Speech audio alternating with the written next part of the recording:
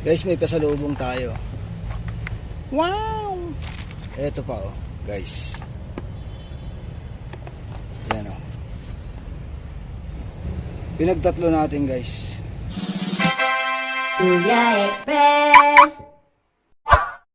Guys, kumain tayo ng munggo. Friday, Monggo Day. Birthday ni boss ngayon, may kainan kami. Nagsapin lang ako ng konti. At ibibigay ko na itong tira kay na Chucho. Baka madelay yung kainan, at least may laman yung atin dyan. Iiwan lang natin dito kasi dito nagtatambay yun eh.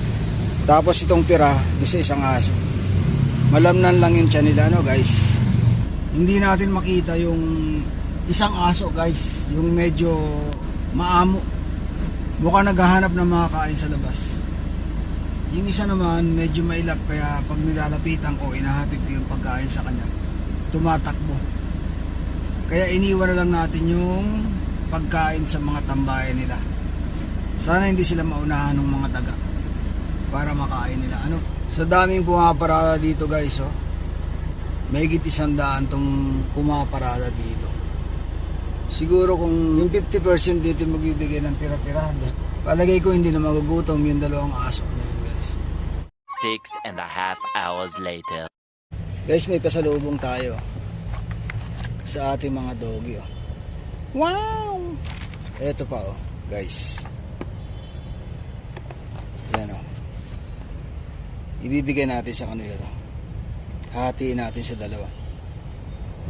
Pinagtatlo natin guys. Baka sakaling may makita pa tayo dito. Ayun siya guys oh. Halika dito! Halika! Shoo! Lagay natin dito guys oh. Halika dito. Sa'yo yan. Asan yung kasama mo? Sige na, kainin mo na.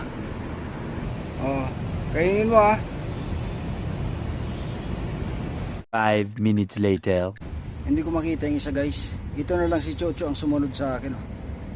Bigay ko na lang sa kanya yung konti. Pag nakita ko siya, sa ako ibibigay itong tira na to.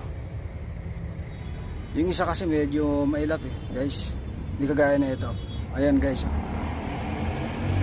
Nilanta na niya oh.